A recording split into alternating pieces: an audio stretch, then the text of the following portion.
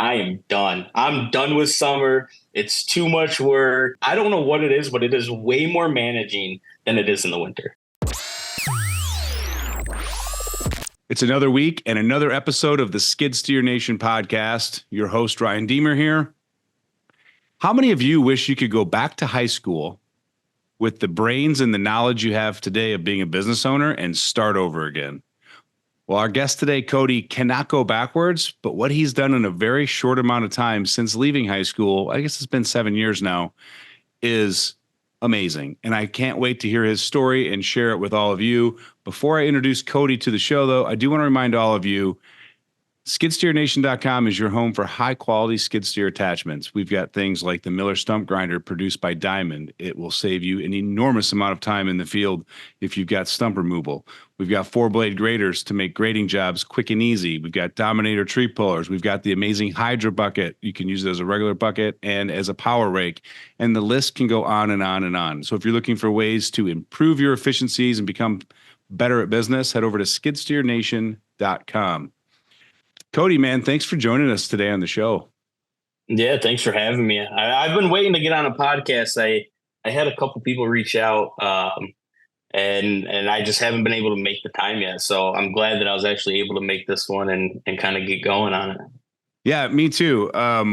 It's funny. We've got like a connection that I was unaware of until I started reading the little bio you sent to us and all that. But we had Luke Egerbrotten from Phaser Marketing on the show. I think it was last year, beginning of this year. Don't hold me to that. And he's actually the company. His company is the one that you've hired to redo your website, do your local SEO, and bang it out. So it's always a small world when you get into like niche specific industries. Oh, 100%. But we got to keep Phaser on the down low. We can't really say too much about them because I can't have other people in my market, kind of trying to get on our new company, But no, Luke, his team over there is awesome. I mean, like we've gone through, I think, four different companies already. And when we got on with him, it was it was refreshing almost, I guess. A lot of the times with like the companies that we've dealt with, you don't see what they're doing. They don't keep you updated. They don't keep you informed. But Luke and his team, like they are always on top of it. Even if you don't message like in a group chat with them, they'll just message you out of the blue. Hey, happy Thursday. How's it going? How's business looking? Great guys over there. Everybody over there is awesome from the, the owner all the way down to the backside stuff. Even though you don't really hear from the backside team, they are always keeping you updated and everything. Yeah. And again, I want to get into your story, but I will say like just meeting Luke and talking with him, you can tell he's genuine. Oh yeah. Right. I mean, you talk to so many people in, especially marketing, right? It's, we can accomplish this and we guarantee that and we'll do this. And Luke's just like, listen, the tortoise wins the race. You're not going to see results for a few months. Like we've got to follow the rules provided by the Google and other things online. But if you stick with me for a while, here's the results you can expect to see. He's just truthful and genuine. And you just feel like, all right, let's do it. 100%. The other thing I think that is good is they niche down. Like I was watching one of your previous ones, Dope Marketing, I think it was. Yeah. He niched down, and I think he only does like direct mailers. So where Luke niched down and he only does like his thing is blue collar, the nitty gritty stuff that most people don't think needs marketing, or the companies that have been around 60 years, third generations. But they niche down into that market specifically. And I think that's what makes it refreshing, honestly. Yeah. I don't want to say he does just excavation, but I think a fair thing to say is that if your business uses heavy equipment to generate revenue, he'll market it for you. Oh yeah, definitely. So. All right. Well, that was a free plug, Luke. You're welcome. You can send me another care package. I'm about out of I get to do this notepads. So I'll take another one of the Phaser golf hats because I think he said he sent me the last one, but I need another one. Okay, perfect. So, man, I was reading through your bio and I was just like, Here's a guy in high school. He finds his passion, absolutely loves it, does a state competition in it. Listen, we're all 16, 17, 18 years old. We are the king of the world, top on the shit mountain. Like, we're the best at what we do. Right. Yep. And then you get in the real world and you're like, oh, wait a minute. Maybe welding isn't really my calling. Like, was that a shock when that happened to you? Yeah, yeah. So, and I think the reason it was such a shock is because the industry I went into. So I specialize. I don't know how familiar you are with welding, but I specialized in stainless steel and aluminum TIG. But I was really good at stick welding. I was good at MIG welding. I can do vertical up, vertical down, overhead, all that stuff. And I wanted to do, my big thing was I wanted to do performance car parts. Like I wanted to do custom exhausts. You know, I think that's kind of when most people get into TIG, that's what they want to do, or some type of chassis welding, something like that. So in my first job, I started doing industrial kitchen equipment. Oh. It was horrible. They stuck me with the worst job you could get.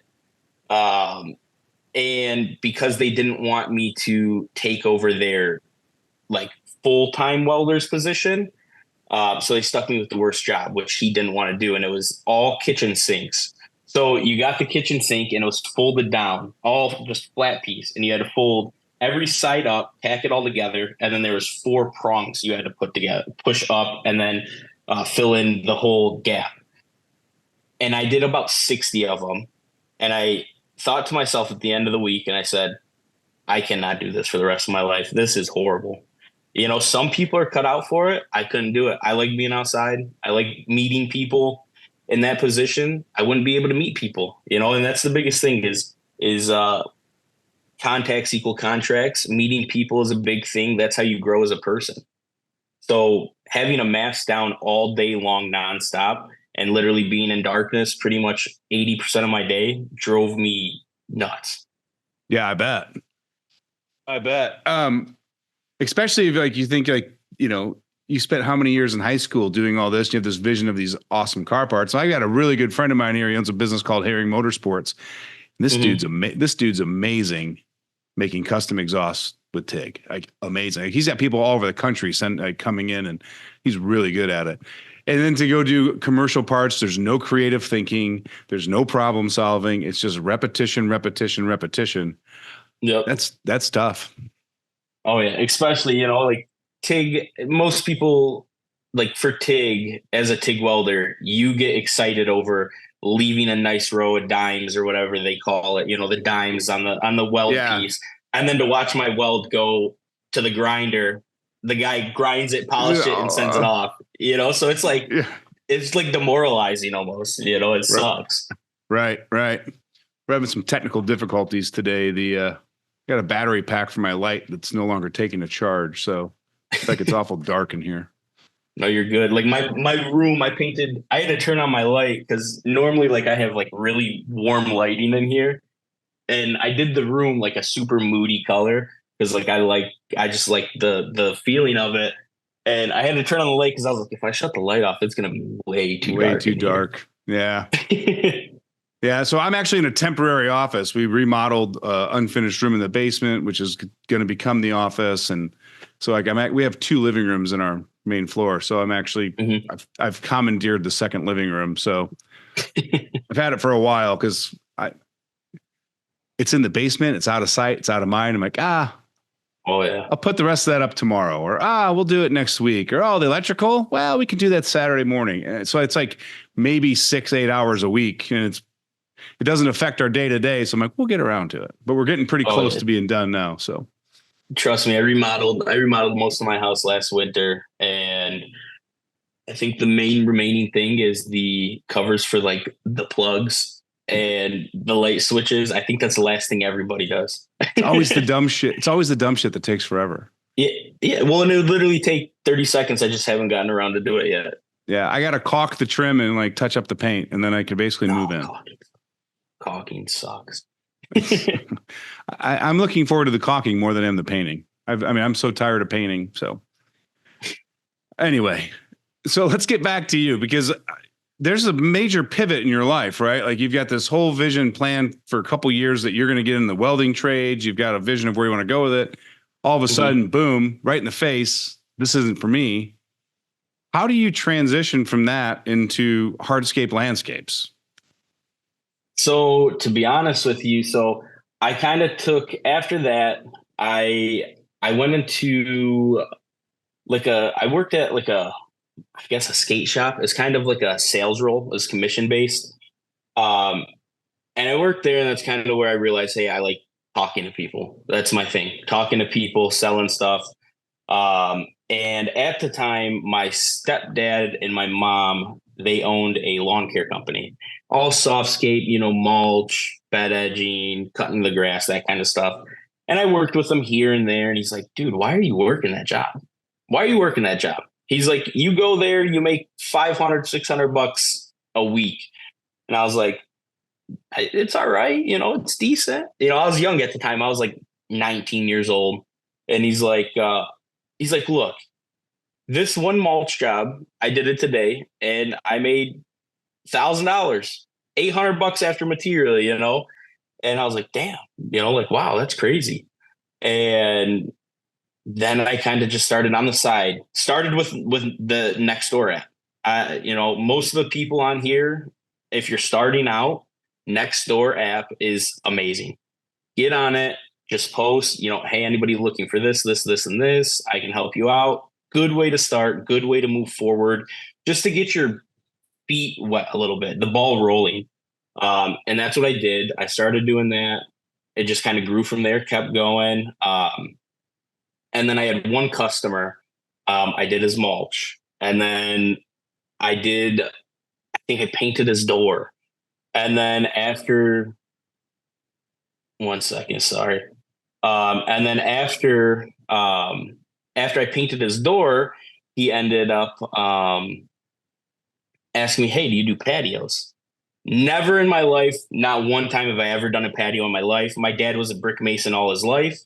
But him and his dad sold the company off, and my dad went into a complete different route. And I was like, I'll figure it out. I'll get it together. And I ended up meeting a guy that subcontracted a lot of the brickwork, and I bid the job. And that's where I was like, oh my God, I'm never cutting grass in my life. Cutting grass is horrible. We are literally just going to go straight into hardscaping. And that's why I started pushing hardscaping heavy, super, super heavy. And then the ball just it snowballed from there. And it literally went from a little ball to what it is now. And that's kind of what grew us into that industry. Now we do cut grass. We've started to go farther into the industry. I think at one point or another, most people end up doing that, whether you start out with grass or if you start out with hardscaping specifically. Yeah. And I got a couple questions from what you just talked about, but my 2 cents on that comment is it's cheaper to keep a customer than go find a new one every day. So if you can if you can be on property as often as you can to then spot those problems and point it out to get the big projects, it's worth doing it. So are you doing this through your mom and stepdad's business, or did you go solo and become a competitor? It's a good question. So I went completely solo. They had no desire to grow. They had no desire, they just them two, they make good money. They make good money. You stay small, keep all the money in house, you make good money. And they had no desire to retire soon. And I wanted to go strictly hardscaping, design, building patios, outdoor living spaces. And so I went on my own, and that's kind of how I started Kenney Landscaping. So I originally started out with a different name, hated it. I was like, I'm going to be a mastermind and I'm going to dominate the market. And I started out with a company called College Care Landscaping. And when I think about it, I'm like, oh, so what we're going to do is kind of like college painters or student painters. We're going to have kids come in. They're going to work the summer, give them a bonus at the end of the season or a grant. Well, when you think about it, when you start doing outdoor spaces like luxury design build stuff, Nobody. people don't want kids doing that. They want qualified contractors with skill, that kind of stuff. And then that's when I rebranded, and we rebranded to Kenny Landscaping. And the reason for that is, one, it's my last name. So if I do bad work, it ruins my name. And I want to leave behind a legacy. And if I can leave that legacy behind with my name or with my last name, that's the whole goal. And that's what I want to do. That's awesome. So my next question, as you've grown and outpaced your parents, do you now hire them as subcontractors? So I did when I didn't cut grass. Okay. So now that I cut grass, we do it in house. My stepdad actually comes and plows for me in the winter and drives a salt truck, because he never really got into plowing. And I was like, hey, like 3 years ago, I was like, let me throw you in a truck. Let's teach you something. And he's done snow before. He did like driveways, that kind of stuff. And then I was like, let's get you on the bigger stuff. I put him in one of my 550s. He drives around a 4-yard salter with a 9.5 foot plow blade, and then I threw him in, and he was like, liked it. He enjoyed it like a lot. And but no, we don't subcontract them that often, because they kind of have their little niche. And I'll be honest with you, they're expensive. Yeah. I was They're just not curious. cheap. I'm like, you've outpaced, you now own the hardscaping, but once you do the hardscaping, you got to come back and do the softscape, the mulch and all that. I'm like, did you just keep taking that on? Or you're like, you know what? I'm going to go find the next patio paver, and hey, mom, dad, come in, finish it. I'll pay No, you. yeah, so we ended up just doing everything in house, So I have a hardscape crew, landscape crew, lawn crew, and everybody kind of we rotate, and everybody does everything that they can. Some days my lawn care guys know how to do landscape, my landscape guys know how to cut grass, but so if I can pull one of my lawn guys to a landscape or a hardscape crew, then we do. Yeah, I think that's very important, especially when you've got different divisions, basically, for lack of better terms, like Mm-hmm. you do, is to do some cross training so that way you're not held hostage by two guys in one department. If one guy's sick or wife gets in trouble, like you can still move forward with some projects. That's smart. Yep, definitely. And then your business, it's kind of, I mean, so many guys we talk to, they're trying to make as much money as they possibly can in the summer because they close in the winter.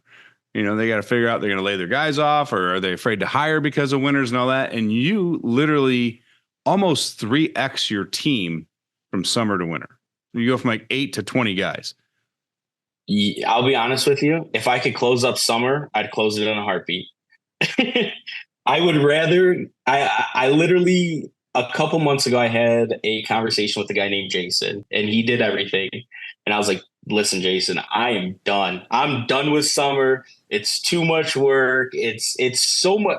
I don't know what it is, but it is way more managing than it is in the winter. And I know guys will disagree with me, but I also have a love for winter. I don't know why. I have a really good buddy, Mike, that tells me I'm crazy. He's like, you're sick in the head for being obsessed with winter. But I think that's what it is. I would rather do winter than summer work. Like winter's just, there's a whole different camaraderie with the guys. I don't know what it is. I don't know if they're coming in on 4 hours of sleep and everybody's, happy and just, I don't know. But I would rather do winter work all year long than summer work. That's wild. Yeah, I would say winter work is probably 50% of our business, which is a big thing when we have hardscape, landscape, and lawn crew. Yeah. I mean, I get it. You're in Michigan and you're just north of Detroit, right? Yeah, I think we're in like Oakland County area. Okay. But is snow so dependent that you can know that you're going to do a percentage every year based on that? Because in Illinois, you could spend 50 grand getting ready for winter and you'd be like lucky to push snow once. And then next year you're pushing snow twice a week for the whole winter.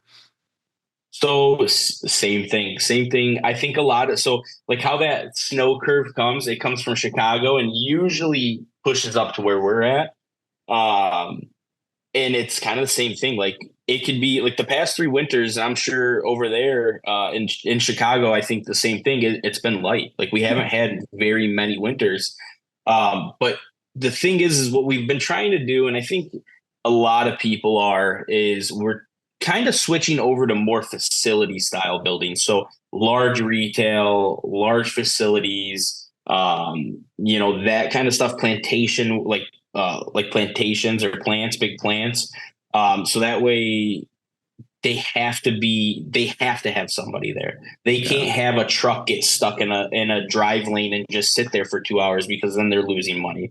And those types of clients, they opt for the seasonal rather than they do the per push. And so that seasonal where that seasonal guarantees us, where the per push is extra money on top, which that's a big thing. And that's kind of why we've done it that way.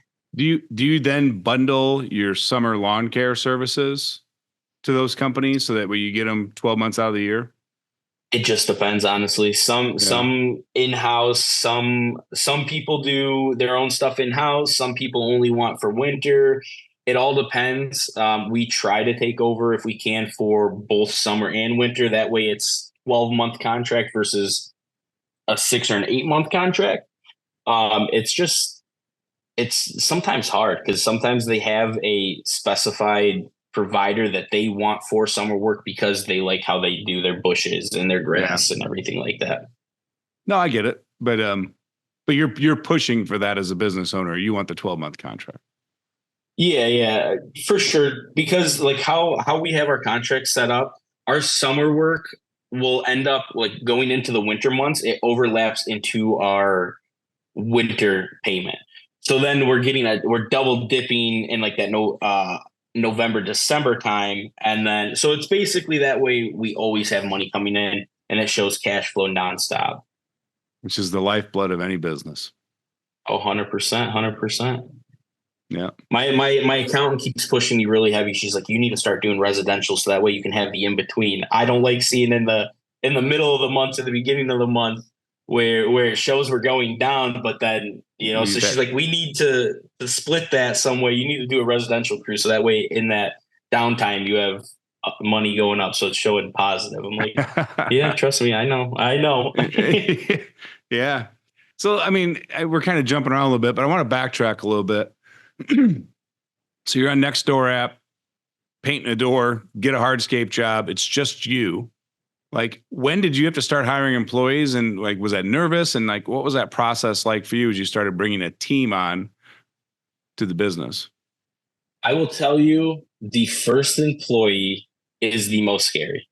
Um, so anybody out there that doesn't have employees currently, FYI, that first employee will be the most terrifying thing you ever do in your life. Like that was the scariest thing, hiring that first employee.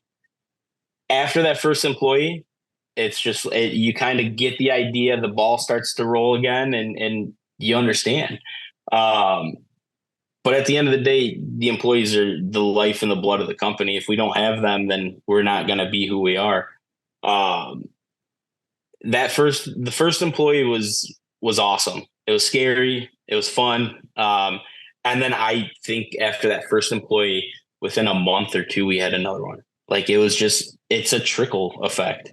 Um, but prior to that, we did a lot of subcontracting on projects.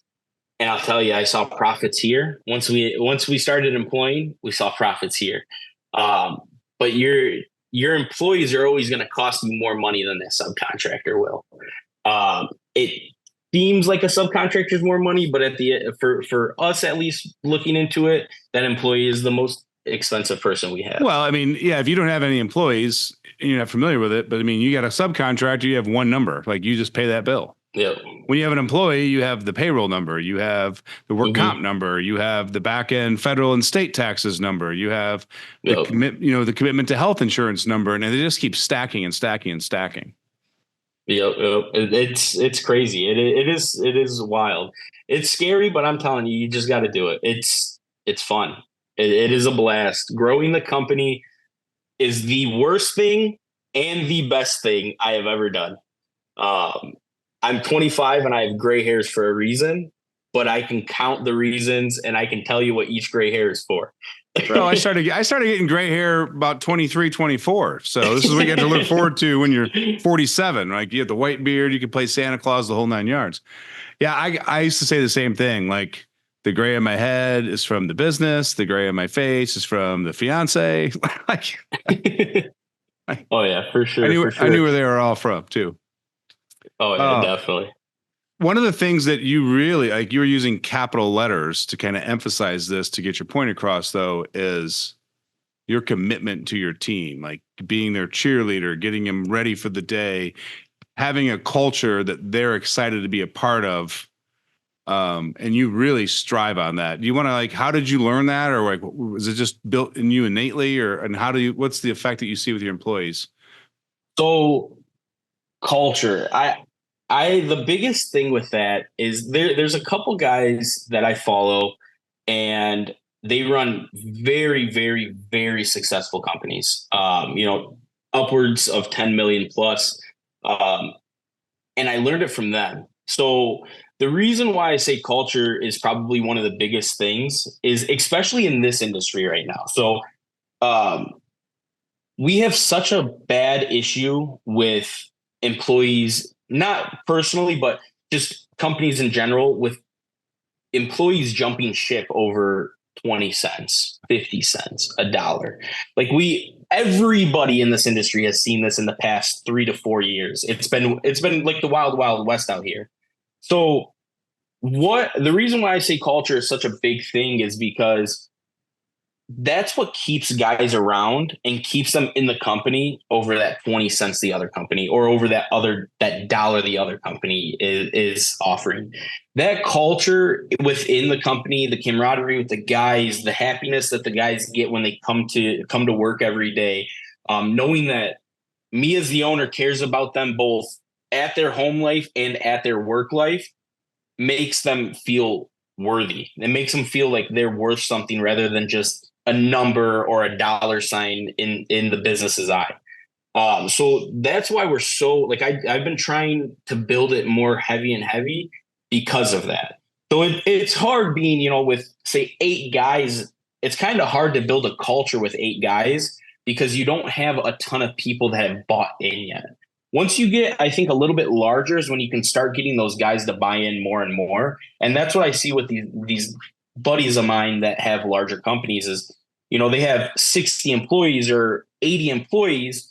Well, that core 10 guys and then their operations managers, their sales managers, those guys have bought in, which is then showing the crew members, hey, we need to buy into this company as well, because if we buy in, we can be that operations man. We can be the sales guy. We're not just a number. They care about us. They show, support for us both at work and at home, so that's a big thing for us. And that's why, like, every once in a while, I'll walk up to the guys, hey, how's everything at home? Are you guys good? Are you happy? And just kind of asking and I guess nurture them in a way, because then that makes them feel worthy. It makes them feel a little bit more important and not just that number that most companies look at.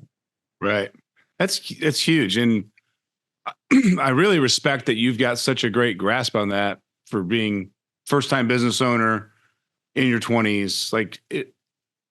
I was just good at being a good owner at 25 by accident. Like I just talked to everybody, right? I love talking, same as you. But I didn't have a vision in my head of like, hey, we need to have a strong culture and take care of these guys. It just kind of happened by accident. It wasn't until I got into my 30s that I was like, oh, this is actually, you got to design it and work it. It's just like everything else in your business. Like you better have a plan and structure it and a system in place. And because it doesn't happen by itself.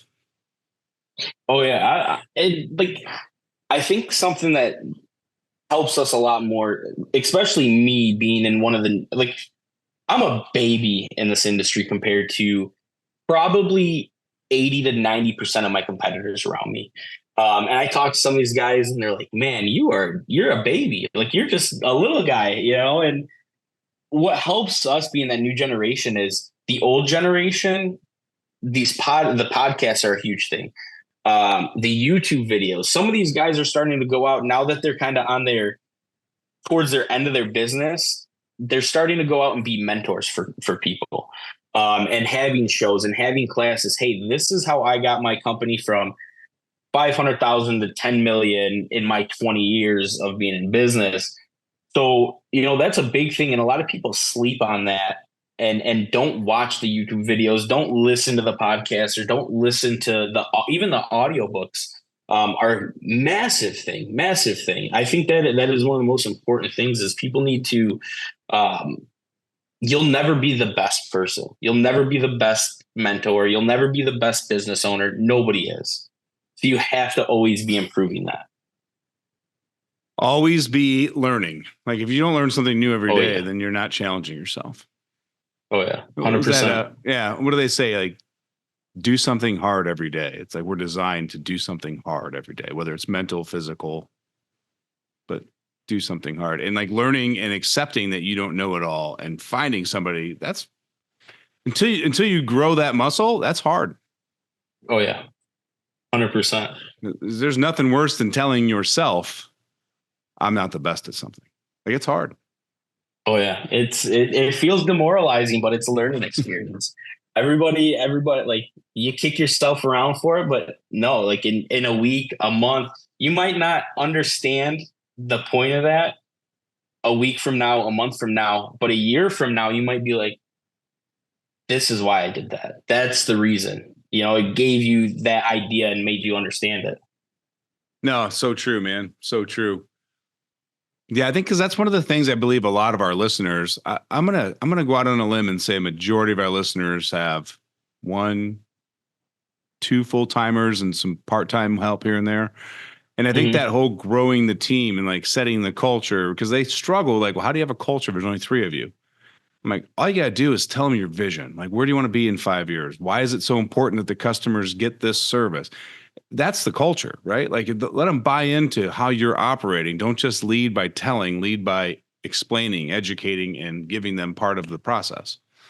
Oh yeah, 100%. The vision is the most important thing. And uh, talking with a friend of mine out in New York, Sam Zale, me and him were just talking, and his thing was, I was like, man, like, how do you already got three? He's got like an account manager, an office manager, and something else. And I'm like, how do you already got three of these guys? And like, he's got them in good salaries and everything. And he's like, teaching them the vision, telling them what I see them doing in the next 3 to 5 years, having them understand where the company will be in 3 to 5 years, looking down the road.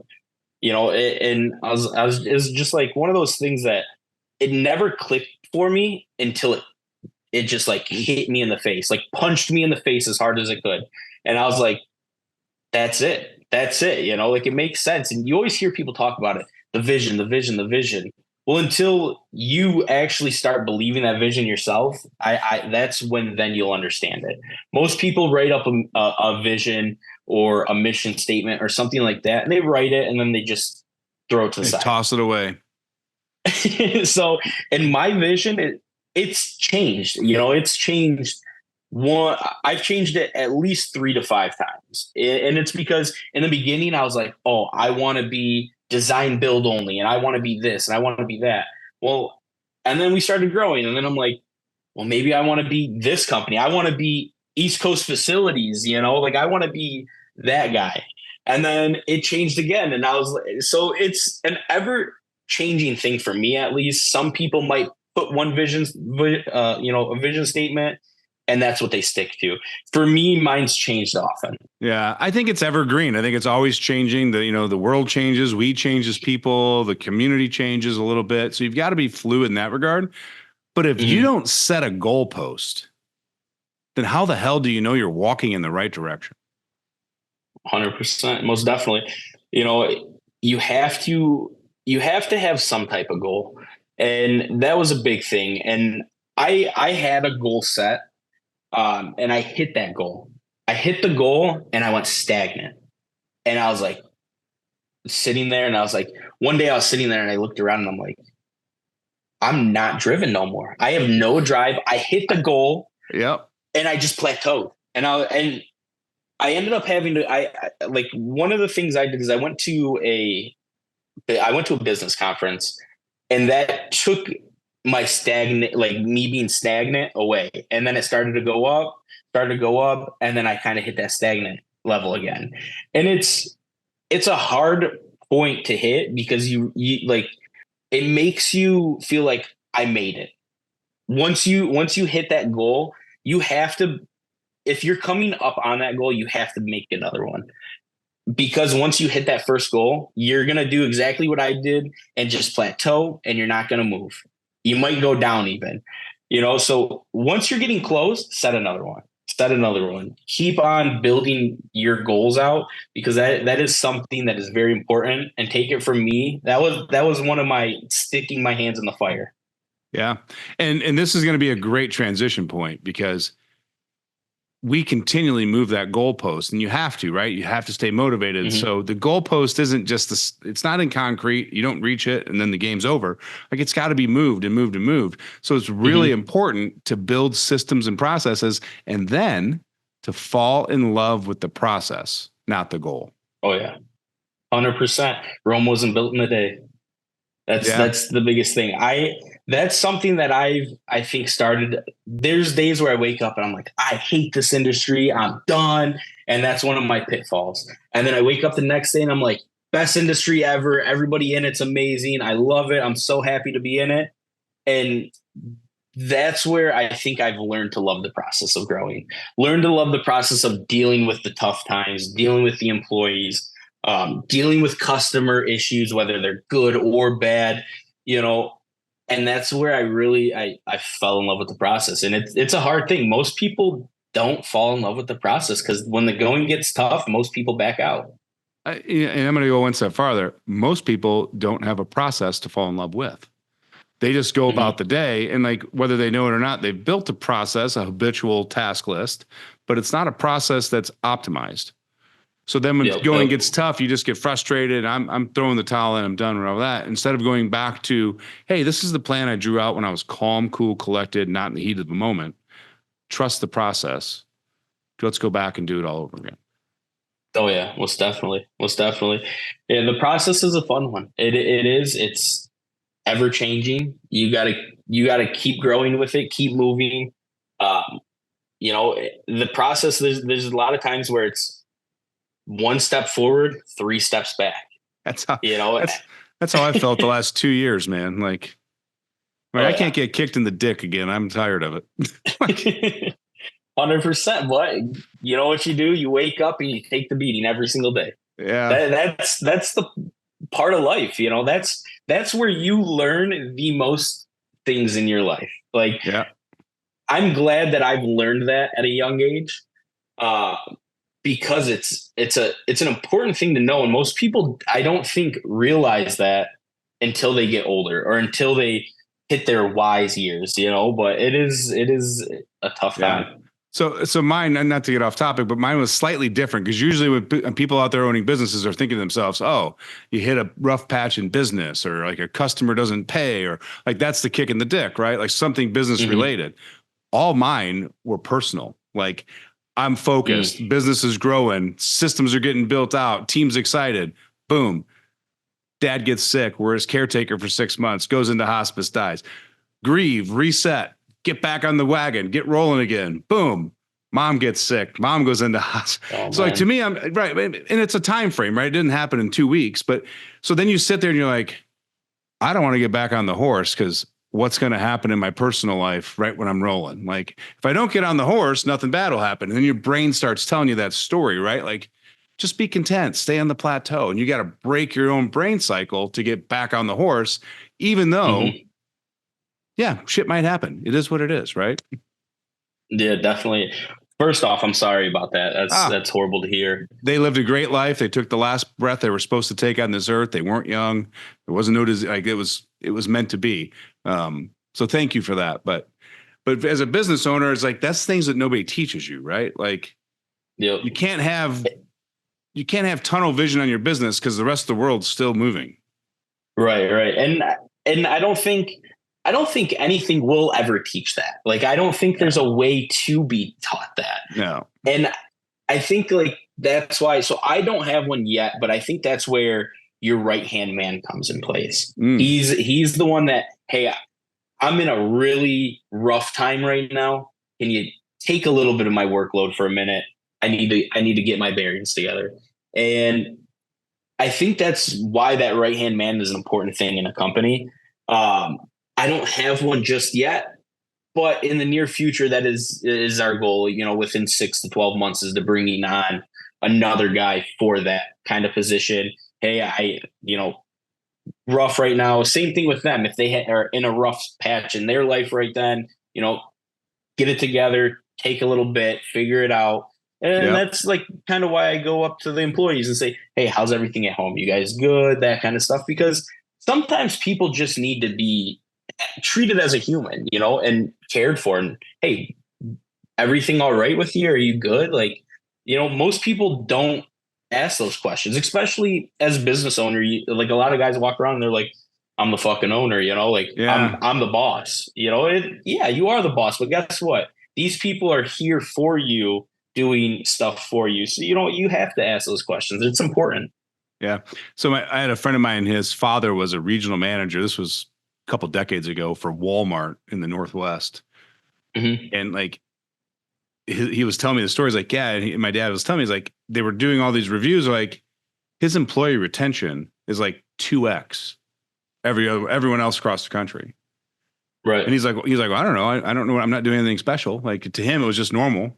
So they came up and walked with him and they're walking through and the guy looked at him in the middle of their walkthrough. He's like, you've said hi to almost every employee by name and asked them about things in their personal life. How the hell do you know all of them? He goes, how do you not? Right. Right. But there's the reason, right? Mm-hmm. When you go up and ask Julie, hey, how was Ryan's soccer game last week? Did he win? Like 50 cents an hour doesn't change that feeling right there. Oh yeah, definitely.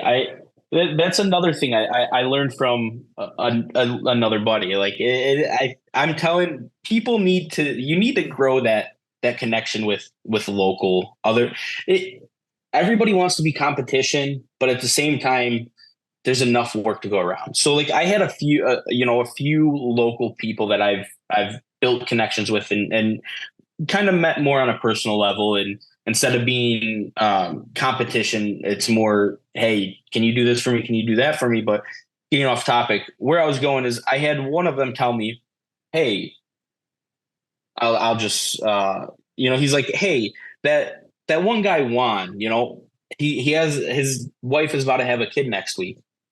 Go get his wife flowers, bring them to him and tell him, congratulations on your kid, and tell him to give him to his wife from you. That little, what's it cost you? $10 and 10 minutes of your time. That little thing is going to make all the difference for his wife, because when he's at home and he's like, man, I think I might quit Kenny Landscaping because this guy's offering me $1 more. His wife's going to say, hey, do you remember when he took care of you when we had our kid, and when he went and got me flowers when we had our kid? That little touch and connection that you made with his wife, even though you never see her, just saved that employee retention at your company. Massive. Yeah. And you could take that same philosophy to customers. Like I am a huge proponent. Nothing beats a handwritten card. Oh yeah. Like every time you finish like a nice hardscape project, handwritten card from the owner. Mm-hmm. I mean, those because nobody's doing it anymore. So they're unique. They used to be standard. Now they're unique. Yeah. We send out like Christmas gifts. We don't do Christmas cards. I don't know. I feel like Christmas cards different, doing like you finish the project, give it to them. But a Christmas card, like that thing just goes in the trash. The handwritten card after the project, I think people would keep, because they're like, hey, that's that extra little touch. But we do gifts. And when I meet with the customer, I end up getting, I kind of become our customers' friends, because that's what I want. I want to leave my customers' property being a resource for them, one, and two, being more of a friend. Hey, our son's birthday's this week. Would you want to come? Or it's our daughter's birthday. Do you want to come? And so I get to know them and I get to know a little bit more personal stuff about them. And by doing that, I then know what they do and don't like. And I will send them a gift customized to what I learned about them. And then that's kind of like one of those little extra touches of connection with that customer. Hey, when they go to talk to their friend about referring you, he sent us he learned something about us and sent us a something in the mail. Like we did one customer, he works for GM, obsessed with Camaros, obsessed with them.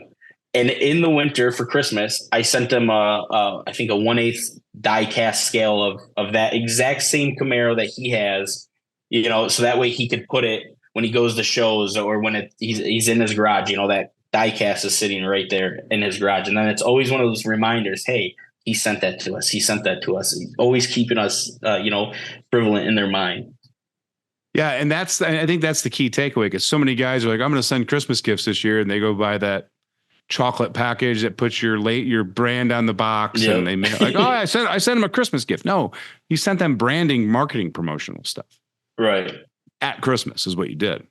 But when you listen to that customer, and I preach that too. Like, what is it about them or their property? Like if they're into horses, like especially in excavation, right? Like, are they into horses and they can do all that? Yeah. Send them a boot scraper for their garage. Hey, right. for the next time you've had a great day on the horse trails, keep the mud out. And like that shit's memorable. Oh yeah.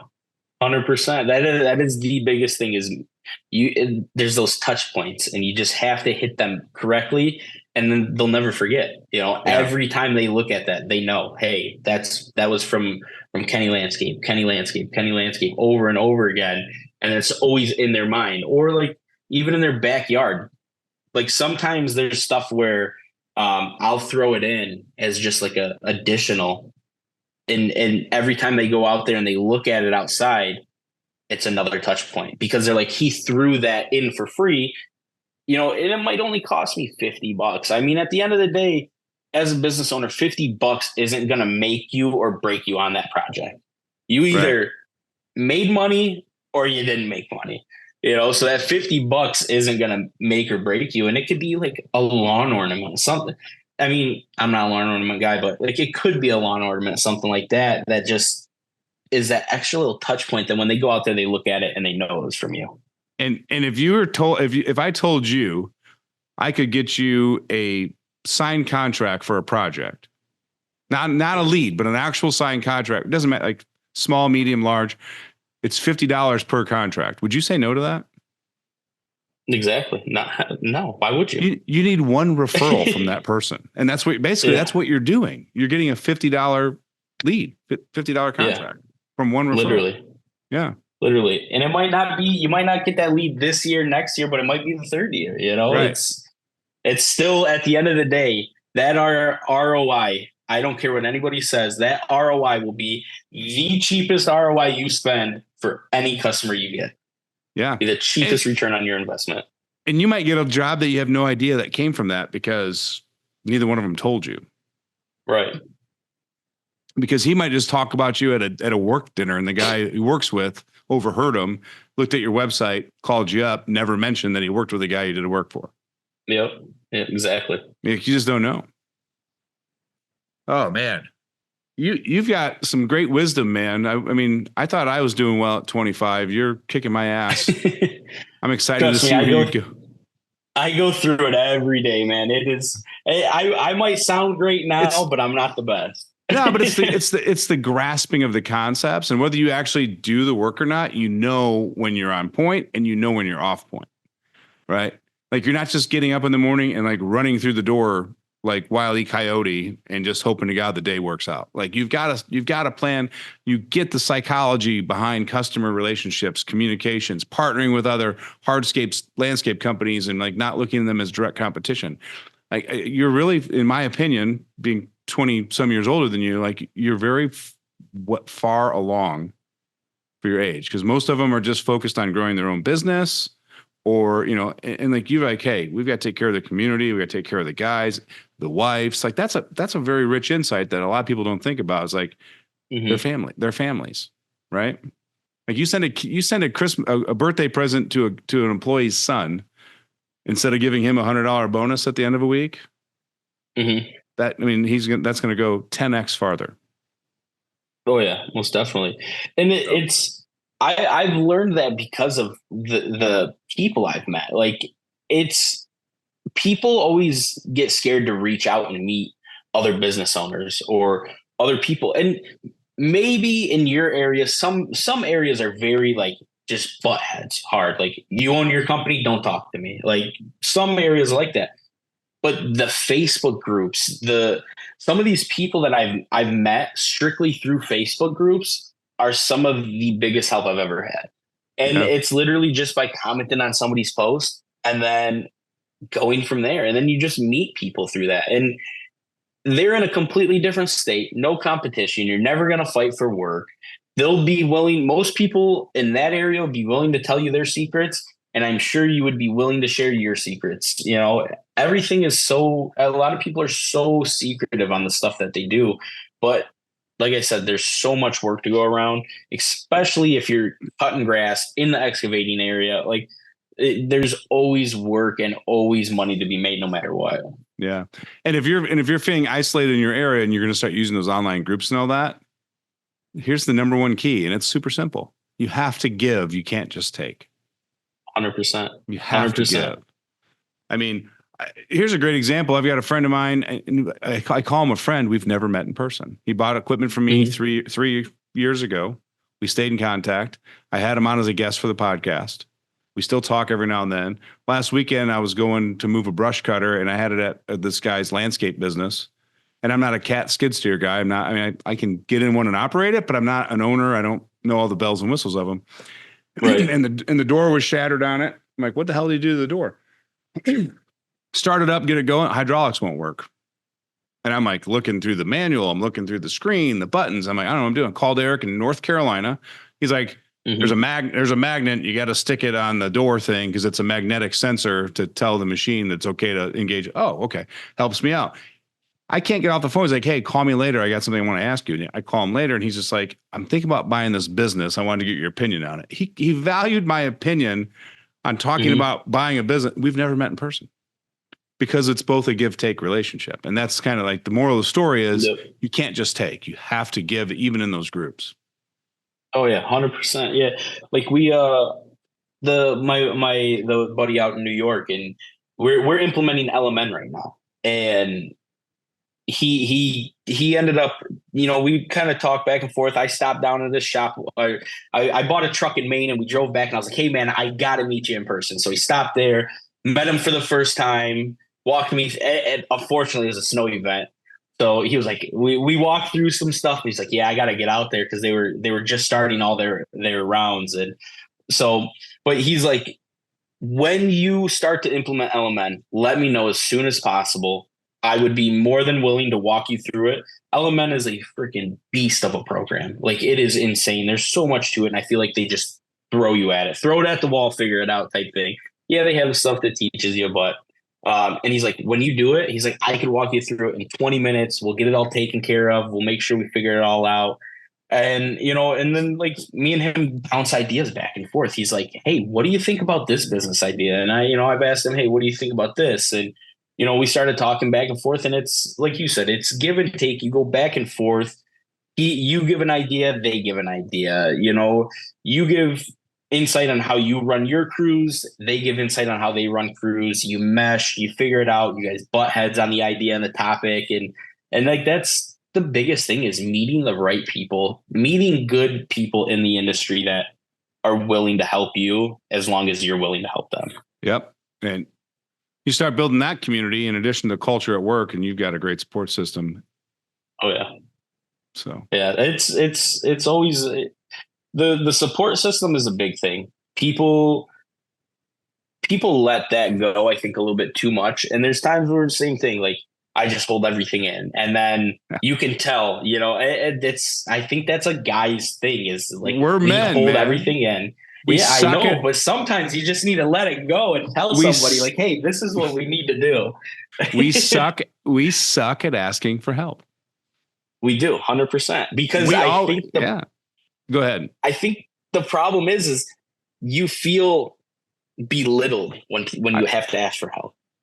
I, and here's the crazy part about it to me, Cody. Like, we're the first person to say, "Do you need any help with that?" Yeah, right. I know. like, hey, do you need help? Yeah, but we won't ask for help. And a lot of guys I know won't take help. Hey, you need help with that? No, I got it. I'm good. Yep, yep. Well, the thing is you own a company, I own a company, and these hundreds of thousands of other people own a company. Well, guess what?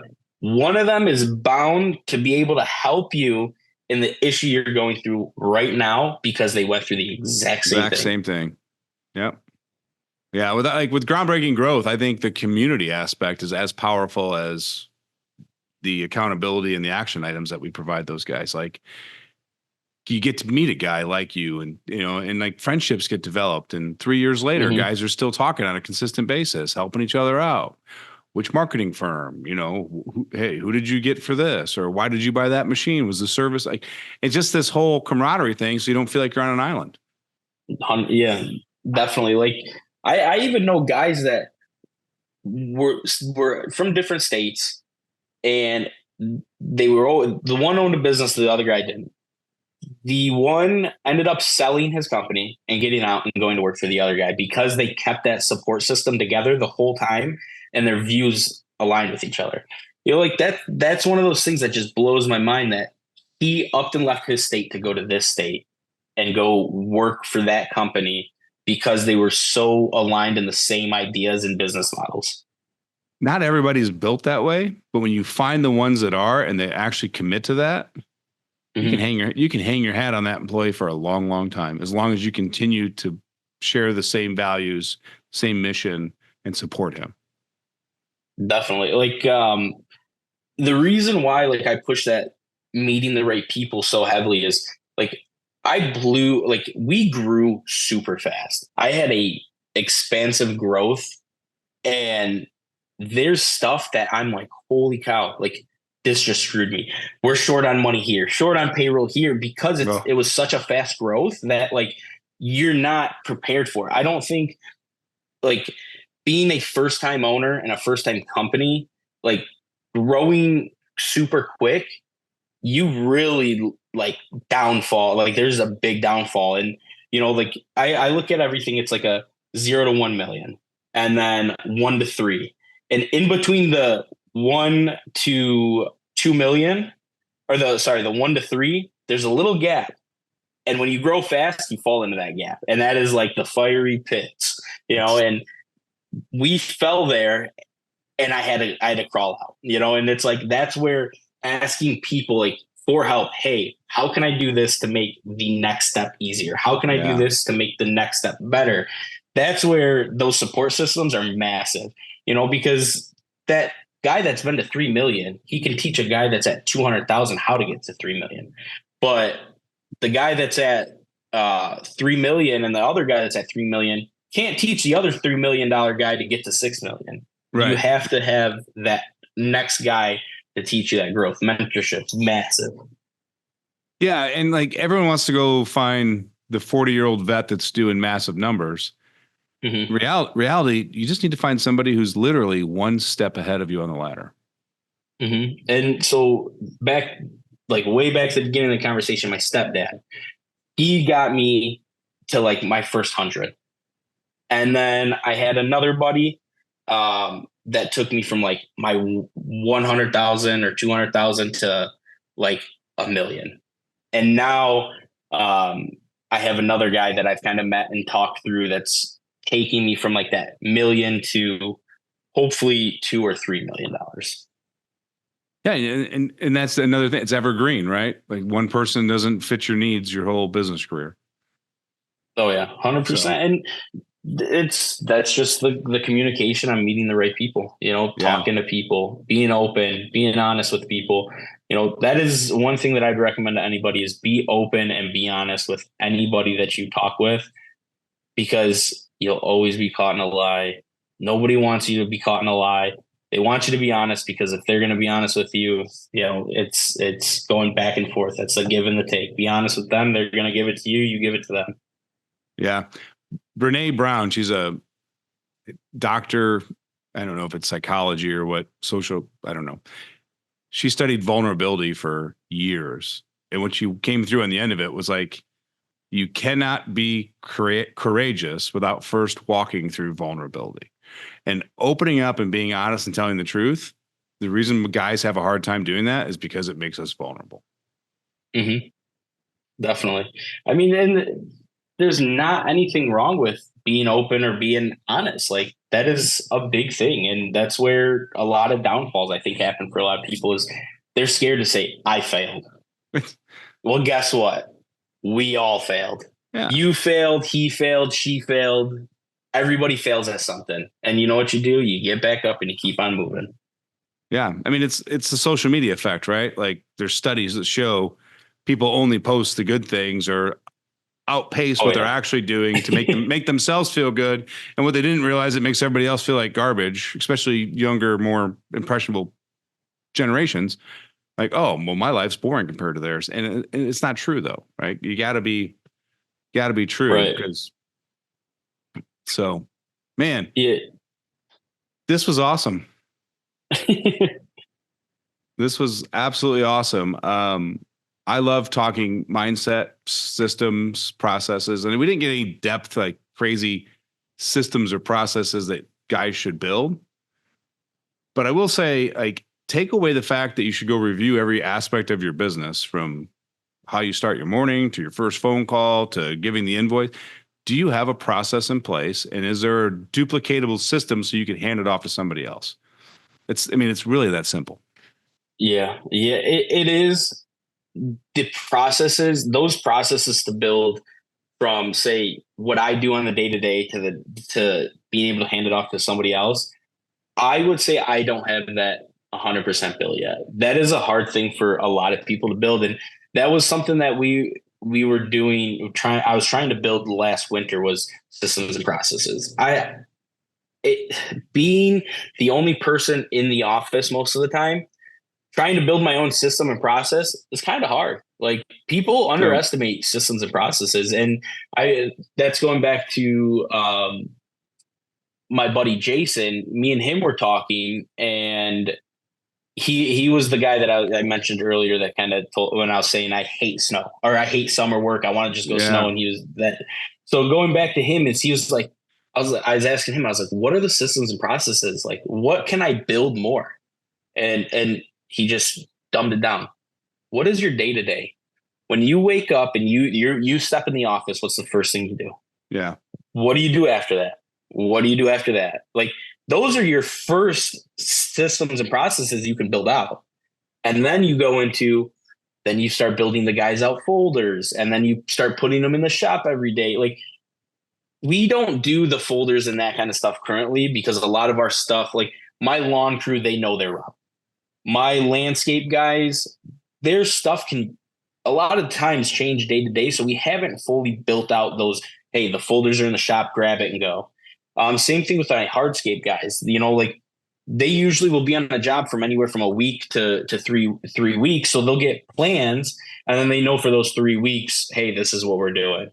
And then coming up on that ending of that project, here's the next project, here's where the address is, blah, blah, blah, that kind of stuff. So we don't have full systems and or folders for guys to go through yet, but just dumb it down.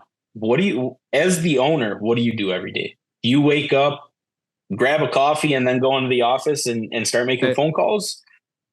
So yeah, we don't start looking at building anything until we do a time audit. Like, track your time for 1 or 2 weeks. What are you doing consistently every day? And then when you have that written out and somebody points out to it, how many items on every day do you do that a $12 or $15 an hour employee could do? And they're like, damn, a lot. And it's, but if they didn't have it written down, they wouldn't believe it. So, like, I'm a firm believer, office admin, personal assistant is hire number one, even if you're a solopreneur, because it gets you, hey, if you can make $150 an hour in a machine, then why the hell are you tracking down a payment, running to the bank, ordering gravel, for 12, 15, Right. like hire somebody for that so you can spend the time in machine. And then as that continues to grow, you can start looking at adding that first actual employee, whether it be an operator, laborer, however, whatever route you want to go. But like, why bring a $25 an hour guy in so you can go do $15 an hour work? Doesn't make any sense. Right. Right. Yeah. Like one of our big things right now is that we started implementing in is vetting over the phone. I personally can't stress that enough is vetting over the phone. But some people, they just want everything. So they take every single call and they'll go out to every quote. But at the end of the day, for me, if I'm going to the quote, time is money. And a lot of my time is wasted going to quotes. So Yeah. we vet, like that is one of the first systems and processes I would say I've ever implemented was vetting right over the phone. It's simple, right? It's one of the first things we implement in groundbreaking growth. Like we call it pre-qualifying questions. Same thing. Mm-hmm. But if you're just saying, yeah, I'll come look at it, and you don't know a thing about the customer, the property, the budget, like you could go waste an hour, hour and a half for nothing. Mm-hmm. And then now you're behind schedule, or you're not at your kid's baseball game, or a litany of things that you could have been doing other than talking to a worthless customer. Not worthless, like the person's a good person, but they're a terrible fit for your business. Yeah, definitely. So like, I think something for us next year that we're going to end up doing is the goal is to book out the schedule 2 or 3 months.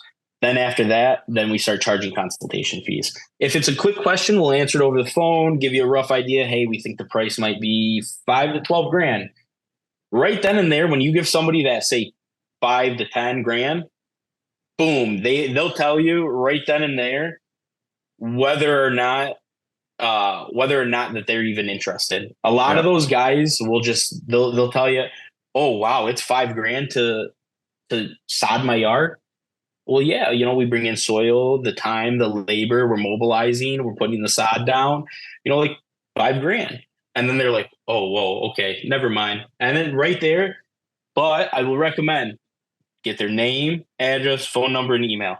You have to build out your list and make sure that list that you have, you can start to email market. When you bring in a sales guy, have your sales guy in the beginning of the season, go down that whole list, call, hey, we're looking to pick up new lawn accounts. We're looking to pick up new mulching accounts. Like that's another system, like very broad, giving some guys ideas on systems and processes that you can build into the company. We call it NAPE in our company. So name, address, phone, email. So that way you already have that in the system. It's there. And you could put on, next to it, if you have an Excel sheet or something, and just put didn't hire or no services done, always call or something like that. That's just a simple system to build out your customer base. I think that's what a lot of people sleep on is their customer base though. Oh, absolutely. And like when we get into that hamster wheel, we're always chasing new clients and we don't track any data from previous clients. But yep. Yeah, like a book I was reading, it's called Traction. It's know your numbers, track everything. Gino Wickman, man, he's great. Yep. Great book. I've been reading it, and that's Jason. Jason told me. Jason McCoy. He owns that lease this plow company. I don't know if any of you guys know it, but he's like, read it. We implemented best thing I ever did for my company. Yeah, and I don't know if it's in Traction or in Rocket Fuel, but he talks about your rocks, pebbles, and sand. Mm-hmm. Have you read about that yet? No, I don't think I've. So I don't think that. So no. the little bullshit daily things, checking your email or opening the mail, whatever, pebble like sand, right? And then your daily or weekly tasks would be your rocks or your pebbles, and then the big goals that you have for 3 months, 6 months, 9 months, those are your rocks. So what he does is and you look at those like, hey, what are the things that move the needle the most over the next quarter? Those are our 3 rocks or 4 rocks. And then what are the things we need to do to support the business day in, day out? Like, what's our daily task? When you make your schedule for the week, the month, and the quarter, you plan the big rock items in your calendar first, and then you fill in with the pebbles and fill in with the sand. And he basically uses the idea of like, hey, here's a glass. If I pour the sand in it and then the pebbles in it, and then I try to put the rocks in it, there's no room for the rocks to fit. Right. But if I put the rocks in first mix in some pebbles and then dump sand to fill in the gaps, it all fits in the glass. So it's about how you put it into your process. Like put the big ones in first and then fill in the little ones, because otherwise the big ones get left out. That's massive. Like that is like that way that he says it is a massive, like it's unexplainable. Like it's such a good way to say it that most people would just overlook that. Yeah. And a lot of people, I think, even reading it would overlook that idea. But that is such a good way to explain like how to schedule, how to build stuff out, what's the most important, how to make it all fit together. Yeah. Because you can visualize that, right? You can see the boulder or the rock sitting above the glass line. Yeah. And then you can see it all in there with the sand filling in the gaps. So it's a good visualization in that regard. Oh, yeah, definitely. Awesome, man. Well, everybody tag Gino Wickman in this. Let's get him to be on the show. Right. Definitely. I know that'd be a great conversation. I'd probably be a terrible host. I'd be a little giddy like a kid. That's what's good though. Cause then you would be, ready to go and ready to talk, and you would have so many questions, like, yeah. And he would be able to answer them. Right. Yeah. And he talks about finding like the yin and the yang too. I think I don't remember which book that's in, Rocket Fuel, or maybe it was Traction, but like basically if you're an innovator owner, then you need to go find a technician manager to run parts of your business. And when you find the right person that counters you as a business owner, that's when that's like putting rocket fuel on your business. So it was rocket fuel, not traction. Gotcha. For growth. I will tell one more thing for business owners. These, the best thing to have. AirPods, you can multitask. Listen, multitask. Man, our crowd owns excavators and skid steers, man. They're wearing shit in their ear every day. 100%. Best thing I ever did. I'll guarantee you 90% of the listeners to this podcast are listening it through some sort of a headphone while they're working operating equipment. I would guarantee it. I'm sure, but it's the best investment. Like it's the best investment. If I'm sitting in the office and I'm doing emails and and people are calling me, I hate having the phone sitting in front of me while I'm typing on the keyboard. So, if I can have the headphones on, I'm going through everything, doing the day-to-day stuff while, employees are calling or, sites or anybody's calling. That's the easiest thing I can do is have the headphones on. That is amazing. Yeah. Good tip, man. Good tip. Well, Cody, thanks so much for taking time. I want to be respectful of yours. You've given us over an hour and 20 minutes here today, and we truly appreciate it. I could talk mindset, books, processes with you till the sun comes down tonight, but I think we've gotten the point across how important it is, how important it's been to you growing your business. It was very important to me keeping my business when I was removed from it, taking care of family, because without those systems, my team would have just fell on their face.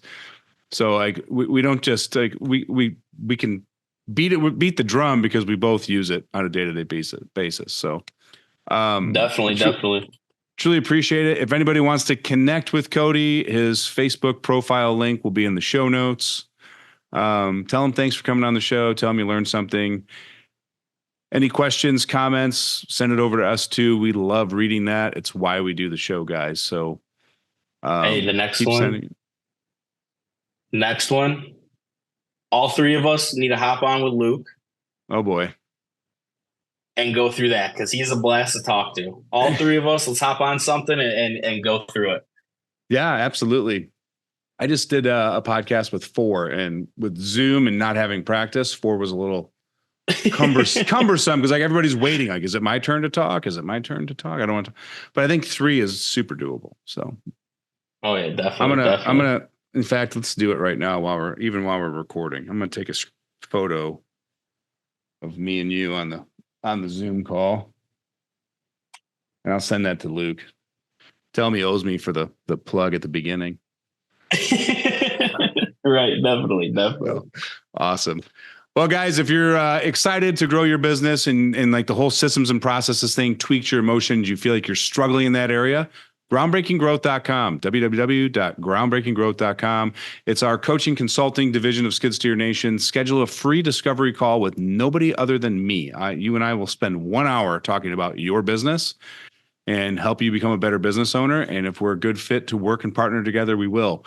But find somebody to help, whether it's us or somebody else. But groundbreakinggrowth.com. Cody, thanks so much for coming on today, man. If there's anything we can do or our community can do to help and support you, please know that we're here for you. Definitely. Thank you so much for having me. If anybody else needs help, reach out to me. I'd love to help. Sounds great. Until next week, guys, stay safe, keep grinding. And remember, he said it best. Rome was not built in a day. Chins up. Take care.